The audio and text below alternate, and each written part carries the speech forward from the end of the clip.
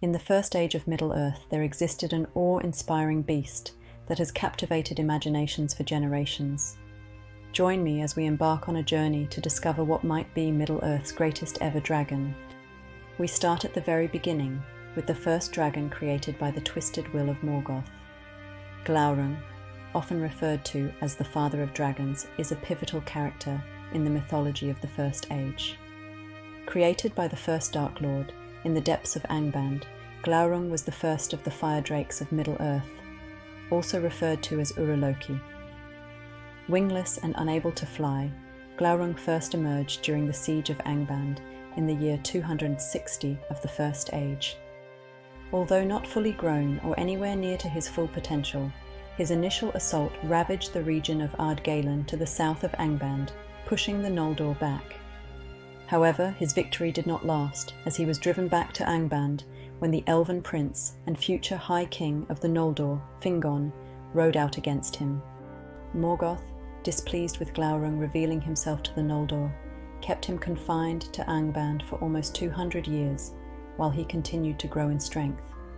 Glaurung would re-emerge in his full power in 455 of the First Age, during the Battle of Dagor Bragolach. Fingolfin, the High King of the Noldor, alongside an army of elves and men, laid siege to Angband.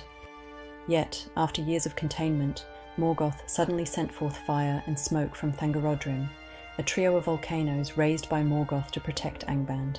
Amid the confusion, Glaurung led an army of Balrogs and Orcs, turning the tide and breaking the siege, killing those who stood before him and driving back their armies. But the Noldor returned again in year 472, alongside men and dwarves. They marched against Angband in the battle of the Nirneth Arnoediad, the Unnumbered Tears. But after a few days, Morgoth sent out Glaurung and his brood of fire-breathing dragons against their combined forces. As the armies of men and elves fled, the dwarves of Belegost with their great war masks stood before him. Surrounded by the dwarves and their axes, Glaurung became enraged and slew Azaghal, the lord of Belegost, who in his last moments delivered a grave wound to the drake's belly, leaving him to flee with his brood back to the safety of Angband. With the dragons out of the battle, it was left to Gothmog, lord of the Balrogs, to kill Fingon, High King of the Noldor, and seal the victory. What happened next may have been Glaurung's greatest achievement in the year 495 of the First Age, when he would attack the hidden elven city of Nargothrond. Glaurung's initial advance was met by Turin Turambar, who led the armies of Nargothrond to face him in the Battle of Tumhalad, a few miles north of Nargothrond. Glaurung and his orcs brought devastation upon the elves, and their king, Orodreth, was killed, leaving Turin and the survivors in a race to reach the city before Glaurung's forces. But Glaurung was the first to reach Nargothrond, tearing through the doors of Felagund. The orcs sacked the city, destroying all in their wake before Turin returned. But as he did, Glaurung emerged from the gate and put him under a spell. He spoke lies to Turin and convinced him that his mother and sister were in danger and in need of his help, leading him to go off in search of them, when in fact they were already safe in Doriath. With the city defeated, Glaurung claimed the city and its treasures as his own. What happened next would lead to one of the most tragic events to ever transpire in all of Middle-earth. It was just a year later when Morwen and Nienor, Turin's mother and sister, came in search of him. Glaurung detected the spies, but rather than killing them, he places Nienor under a spell and completely wiped her memories, along with her ability to speak, hear, and see. As her hearing and sight recovered, Nienor would be pursued by orcs. She managed to escape, running swifter than a deer as the orcs stripped her of her clothes as she ran. She ran naked through a thunderstorm and fell upon the grave of Finduilas, princess of Nargothrond. The rain smote her and drenched her, and she lay like a beast that is dying. Soon afterward, Turin, on the hunt for orcs, found her and, not recognizing her, cast his cloak about her. Unable to remember her own name and not knowing that she was his sister, Turin named her Niniel, Tear Maiden, and took her to his home with the folk of Ethelbrandir. There they lived for 3 years, during which they fell in love and Ninil conceived. In the year 498 of the First Age, Glaurung sent his orcs to Brethil, leading to Turin revealing himself. This lured Glaurung to Brethil, where he was hunted by Turin. As Glaurung lay sleeping beside a waterfall, the loud sound of the water drowned out all other sounds.